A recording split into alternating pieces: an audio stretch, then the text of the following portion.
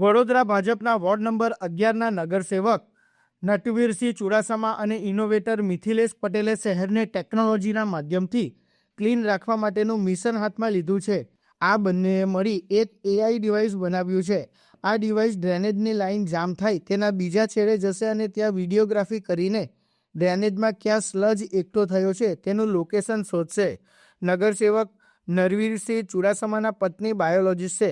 તેમનું કહેવું છે કે તેમના મિત્ર મિથિલેશ સાથે મળી 5 લાખના ખર્ચે આ AI ડિવાઇસ બનાવ્યું છે, જે કેટલા ડાયામીટરની લાઇન છે અને સ્લજ કેટલા પ્રમાણમાં છે.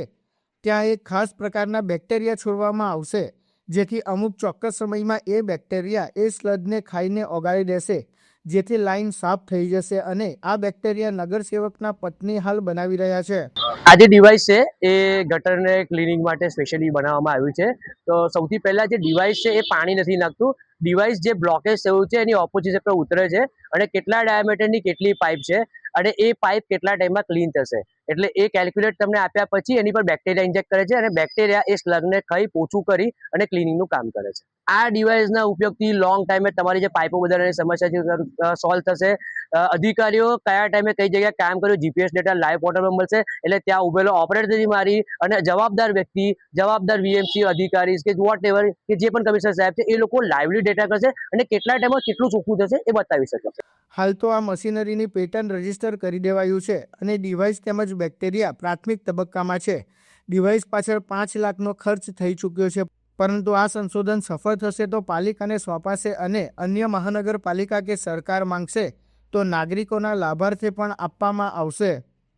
મશીનની અંદર અમે ચારે વ્હીલમાં જોન્સનની ઇન્ડિવિજ્યુઅલ મોટરો નાખેલી છે, જેથી કરીને અમે ડ્રેનેજમાં જ્યારે નીચે એને ઉતારીએ તો એની ફસાવાની શક્યતાઓ એકદમ નહીવત થઈ જાય છે. સાથે સાથે અમે એમાં એક AI જનરેટેડ કેમેરા સાથે ચિપ સાથે GPS મૂકવામાં આવ્યું છે. એની ઉપર અમે એક પંપ માટે થઈને એક જગ્યા રાખેલી છે. પંપની અંદર અમે એક બેક્ટેરિયા એને છોડવા માટે થઈને બેક્ટેરિયા માટેની એ પ્રોસેસ ચાલુ કરી રહ્યા છે. એ લેબ ટેસ્ટ એને થયા પછી એ બેક્ટેરિયા મશીન કેવી રીતના કામ કરશે આપણે ટૂંકમાં જણાવું તો જે જગ્યાએ બ્લોકેજીસ છે એ બ્લોકેજના ઓપોઝિટ સાઈડ ઉપર ત્યાં મશીનને નીચે ઉતારવામાં આવશે. મશીન નીચે ઉતાર્યા પછી એનો જે કેમેરા અને એ જનરેટેડ જે ચિપ છે એ એક આપણને કેટલા ડાયમેન્શનમાં કેટલો સ્લજ એમાં જામ થયેલો છે એ આપણને એના ડાયમેન્શન સાથે જણાવી શકશે. એના ડિવાઇસમાં આપણે દેખાશે કેમેરા સાથે. એના પરથી આપણને અંદાજો આવી જશે કે આમાં કેટલા પ્રમાણમાં બેક્ટેરિયા છોડવાની જરૂર છે. બેક્ટેરિયા છોડ્યા પછી અમુક સમયમાં એ બેક્ટેરિયા ઢીલો થઈ જતો હોય છે, સ્લજ ઢીલો થઈ જતો હોય છે બેક્ટેરિયાના ઉપયોગથી. એ સ્લજ ઢીલો થયા પછી લાઈન ચાલુ કરવામાં ખૂબ જ સરળતા રહેશે એવું અમારું માનવું છે. એટલે એ જે આપણને મોટી સમસ્યાઓ જે છે ડ્રેનેજ લાઈનો બદલવાની જે ખર્ચો કરવાની એ પ્રજાના પૈસાનો વેરાનું વળતર આપવા માટે તેના એક ડિવાઇસ બનાવ્યું છે કે જેથી કરીને એ જે પૈસા જે કામગીરીના કરવામાંથી બચશે એ પૈસાને કોઈ સારી જગ્યાએ વડોદરાના વિકાસ માટે વાપરવામાં આવે એવી એક અમારી વિચાર છે જે લોકો માટે કરવા જઈ રહ્યા છે.